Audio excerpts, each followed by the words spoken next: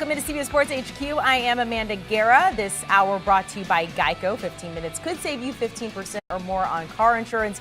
Visit geico.com to see how much you can save. So the Giants said it was likely, and sure enough, just 2 years after signing James Bradberry to a 3-year, $45 million contract, they are indeed letting him go. The Giants needing to create a little cap space. Well, this will save them about $10 million. Against that, they were unable to find a trade for him. Bradberry, one of the most productive players for the Giants, just one of 5 who was on their roster to actually make it to the Pro Bowl at some point in their career so far. Had a career-high 4 interceptions, recovered a pair of fumbles this past season. Taking a look at some of the best available free agents still out there. By the way, you can find this on CBSSports.com. You got guys like OBJ. Could he end up with the Rams? Should he go somewhere else? Jarvis Landry. Rob Gronkowski still out there. We're going to talk about some of these guys with 2 of our best. So let's welcome in Jonathan Jones and John Breech here. We got the blue going on, and as JJ quickly pointed out, if I was green, I would die. JJ, let's start with you, though. The Giants cannot find a trade partner for Bradberry. Give us the latest on his situation. Yeah, so this was a long time coming for the Giants. This is a team that, because of the salary cap mess that they were left, Joe Schoen and his group from the Dave Gettleman era, and it's always a salary cap mess when you didn't win. Had they won and they had this salary cap issue, it wouldn't be a mess. But they lost a lot, and so it is a mess. And when you look at the mistakes that they made, the overpaying for certain free agents or retaining some of their own free agents, the Giants and Joe Schoen were now in a position where they could not keep James Bradberry at corner at that price point. And so they tried to find a trade partner. They were hopeful that something would take place over the draft weekend. Reportedly, they were close with the Houston Texans, but the Houston Texans, if they were going to trade for James Bradberry, said, hey, we want him to sign a longer-term contract with us. James Bradberry's like, yeah, I'm not going to be doing that. And so now he has been released. They save, as you mentioned, Amanda, $10 million against the cap. They're going to have to eat about that same amount in dead money. And then when you look at what James Bradberry and his prospects are moving forward, he's going to be a free agent. He's free to sign wherever he wants. Will it be a long-term deal? Very likely not, based on where we are in the calendar. And so does he want to go to a contender like the Kansas City Chiefs, who just went out and got a couple of corners in the draft, including Trent McDuffie? Does he want to go to the Washington Commanders, reunite with Ron Rivera from his time there in Carolina where he was drafted, or a couple of other spots? The Raiders could be in the mix. The Steelers are always looking for corners as well. So we will see what he winds up wanting to do, if it's going to be about money or if it's going to be about chasing a ring, or if he's fortunate enough, it could be both.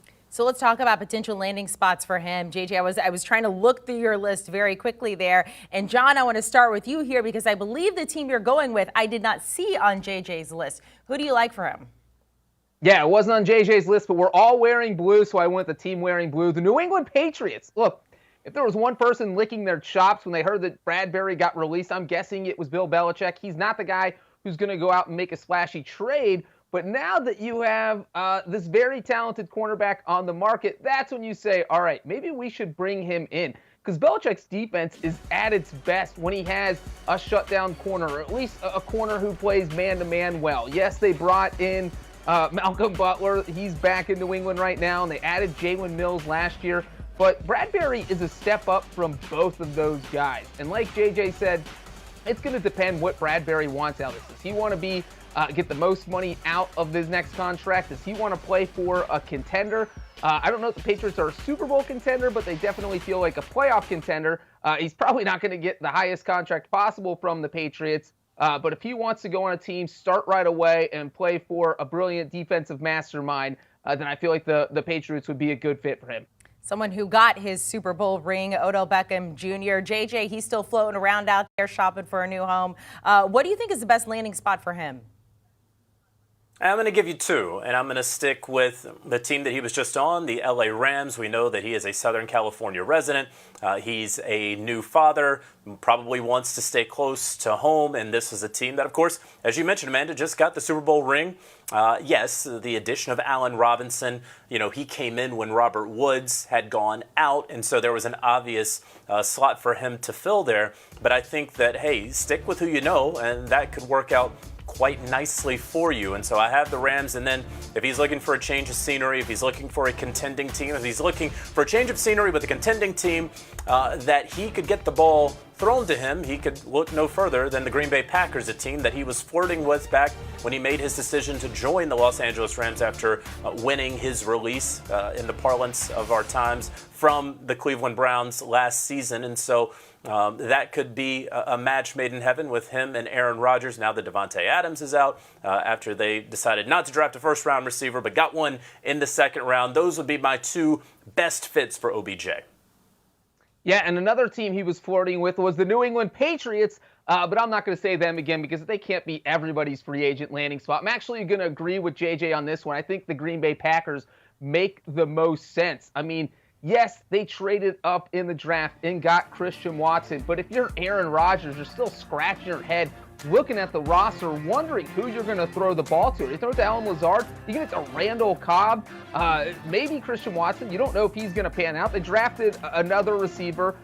They have Amari Rodgers from last season who they drafted, but you don't have any bona fide stars on that team. So there's no one who can really replace what Davante Adams did. And not that Odell Beckham can do that, but you get a proven receiver on the team. You get a veteran presence, and I think Aaron Rodgers would love to have something like that just to throw the ball to. So I think that Odell would be a great fit in Green Bay. Let's talk about Rob Gronkowski.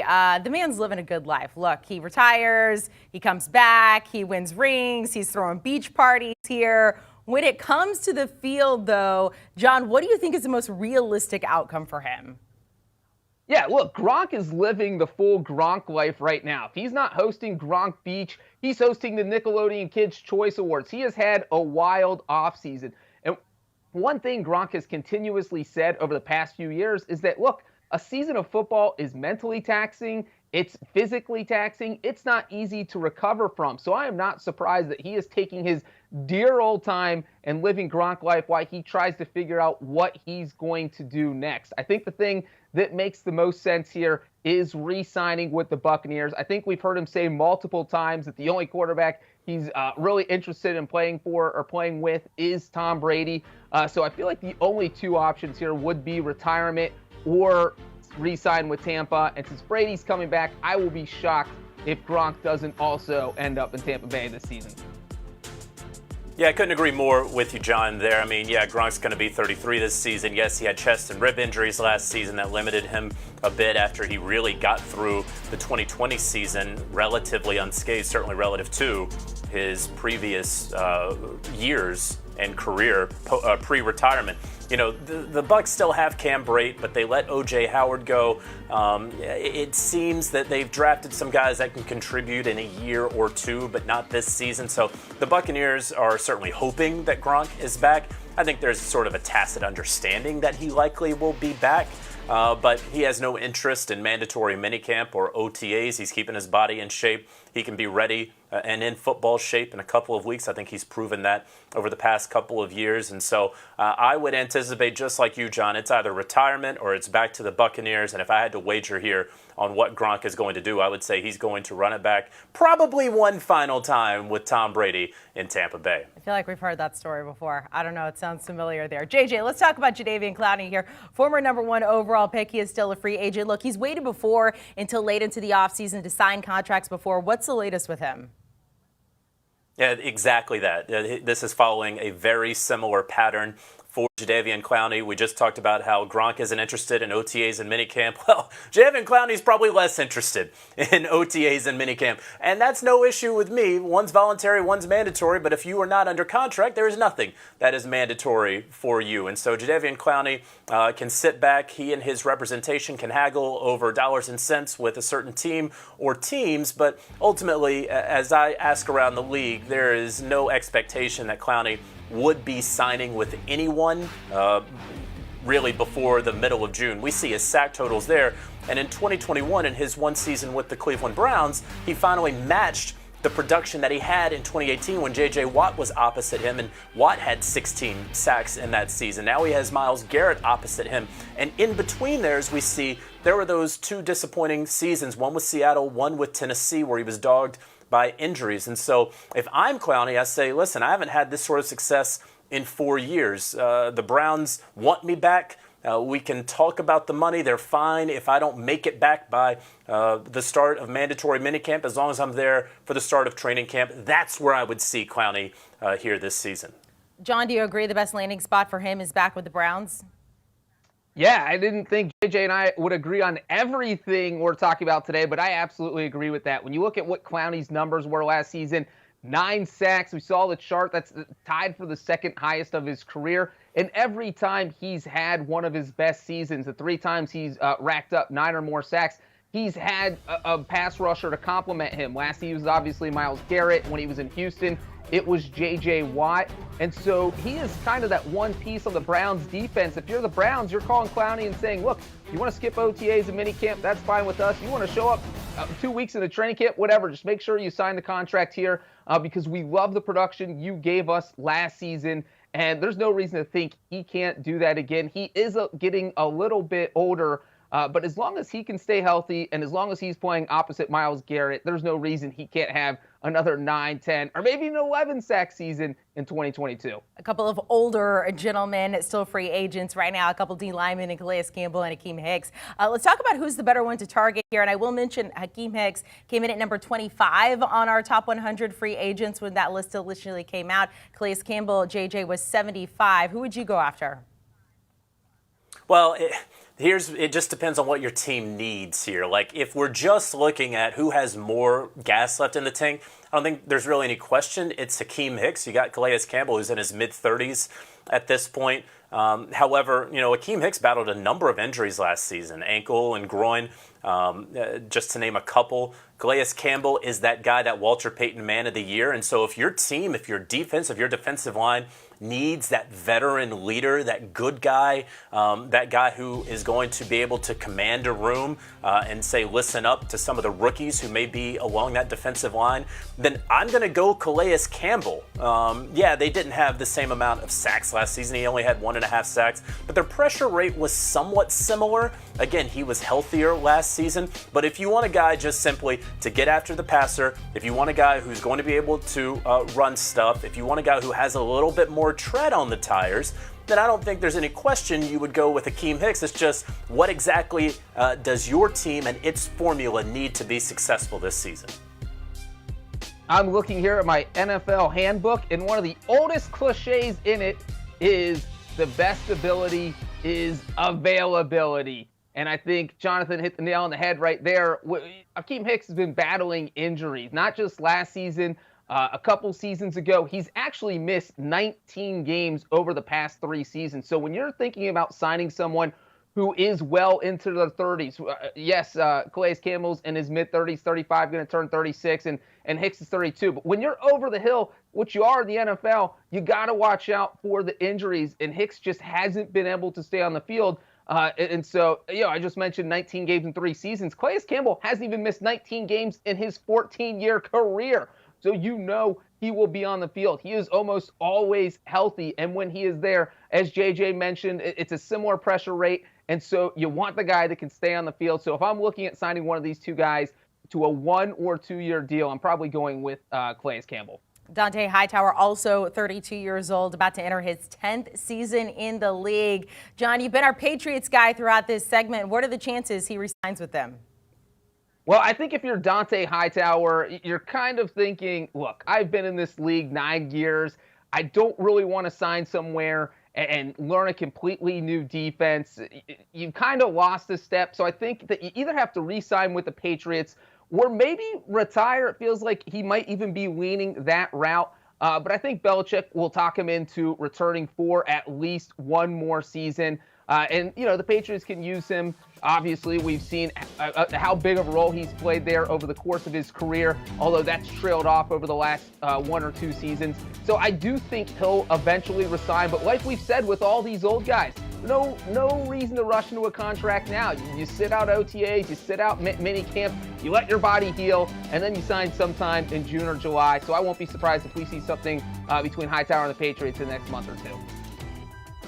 Yeah, I won't be surprised. I also won't be surprised if he does what a number of Patriots do and then just goes off to where an ex-Patriot now resides, right? Look at Nick Caserio in Houston. You look in Vegas, right, with Dave Ziegler and Josh McDaniels. I mean, these are possible. Are they likely? I don't know what is more likely for Dont'a Hightower. I asked around the league earlier today about him, and folks had told me, yeah, it's about money with him. Well, at this point, not many teams have a lot of money for a guy who is an older off-ball linebacker who had the fourth most pressures among off-ball linebackers in the NFL last season, but was actually not great in pass coverage, was actually really bad in pass coverage. And Breech, you bring up that he's probably lost a step. And when you look at his next-gen stats, when you look at his top speed and his average speed, they're about as low as they've ever been in his career. They were in the 2021 season. So, yeah, he has lost a step. The Patriots do need to get faster on defense.